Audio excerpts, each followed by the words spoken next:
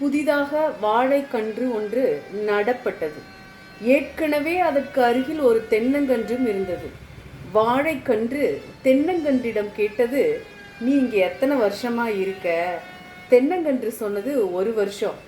1 வருஷம்னு சொல்ற, ஆனால் என்னை விட கொஞ்சம்தான் உயரமாக இருக்க, ஏதாச்சும் வியாதியா என்று கேட்டுவிட்டு ஏதோ பெரிய நகைச்சுவையை சொல்லிவிட்டது போல் சிரித்தது.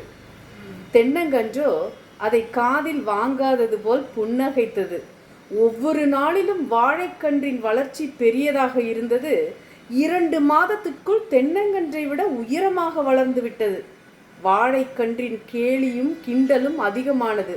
தென்னங்கன்றோ எப்போதும் போல சலனமில்லாமல் புன்னகைத்தது.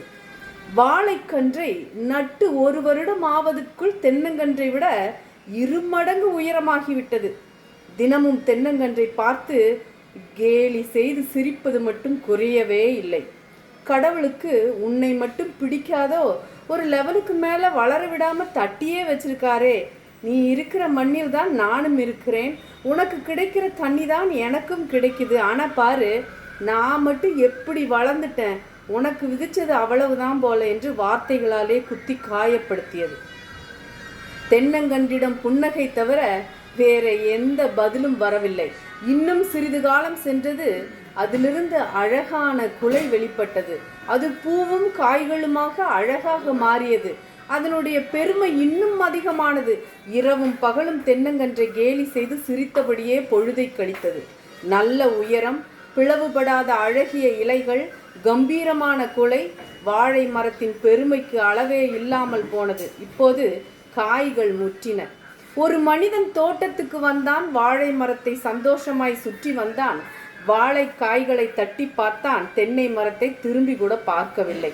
இதை விட வேற என்ன பெருமை வேண்டும்? வாழை மரத்தின் பெருமை அடங்குவதற்குள் திடீரென ஒரு புதிய மனிதன் கத்தியுடன் வந்தான்.